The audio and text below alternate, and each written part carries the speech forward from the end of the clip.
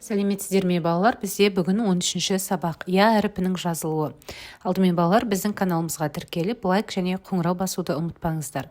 Бүгінгі сабақта я әрпі бар сөздерді сауатты жазуды үйренеміз, тірек сөздермен әңгіме құрастырамыз. 51-ші жаттығу, мәтінді дауыстап оқы дейді.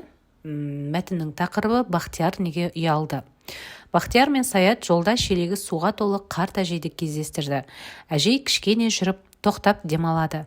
Саят әжейге көмектеспек болды. Сонда Бақтияр, елдің бәріне бірдей көмектесе бересің бе, деді оған. Бірақ Саят оны тыңдамай әжейдің шелегін үйіне апарысып берді. Бақтияр бірде шөлдеп келе жатып, ауылдың шетіндегі үйге бұрылды. Ол сол үйден су ішкісі келді. Есікті ашқанда баяғы қарияны көрді. «Іш, балам, іш», деді әжей су беріп тұрып. Бақтияр ұялғаннан суды ішпестен далаға атып шықты дейді. Енді балалар тапсырмаларды орындаймыз. Мәтін не туралы дейді?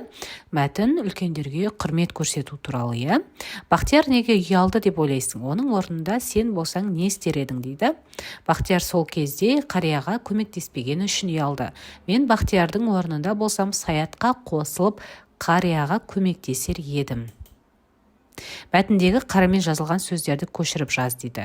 Бұл жерде Бақтияр, Саят және қарияны деген сөздерді дәптерге көшіріп алыңыздар.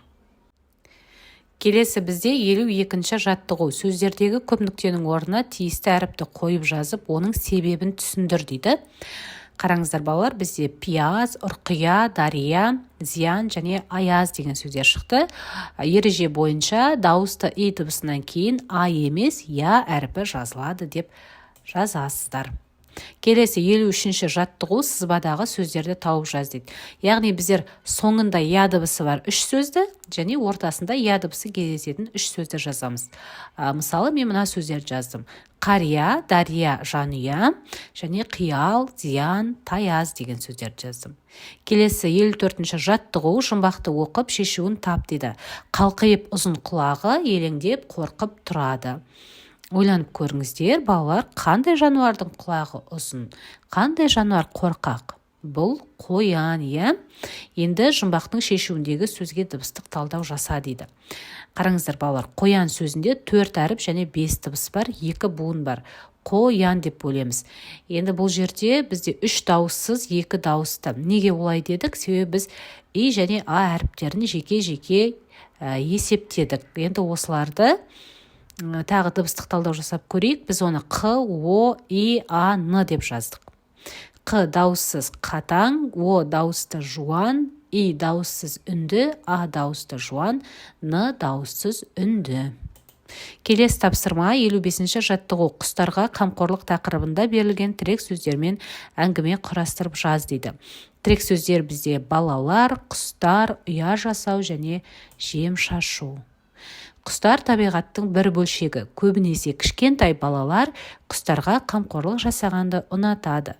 Қыстап қалатын құстарға ұя жасап, жем шашады.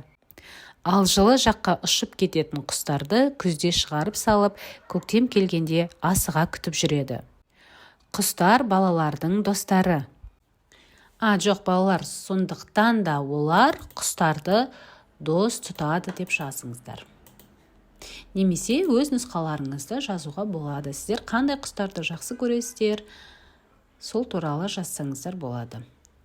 Келесі сабақта кездескенше сау болыңыздар.